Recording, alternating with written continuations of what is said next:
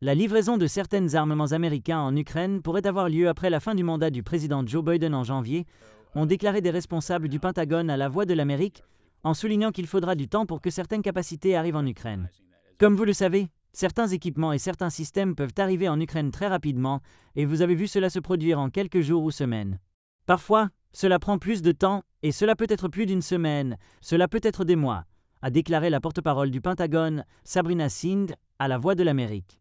Singh a noté que dans le cadre de l'initiative d'aide à la sécurité de l'Ukraine, USAI, les livraisons d'armes peuvent prendre des années. Donc, certains équipements arrivent en Ukraine extrêmement rapidement. Mais ensuite, il y en a certains qui prennent plus de temps, a-t-elle déclaré.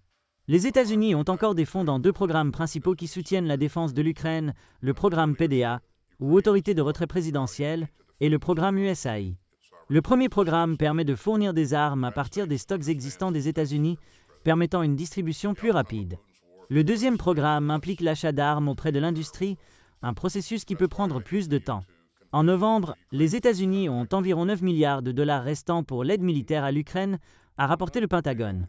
Parmi ceux-ci, environ 7 milliards de dollars sont disponibles dans le cadre du programme PDA, y compris environ 4 milliards de dollars approuvés par le Congrès en avril et 2,8 milliards de dollars supplémentaires mis à disposition après de nouveaux soldes du département de la Défense. De plus, 2,2 milliards de dollars supplémentaires sont disponibles pour le programme USAI.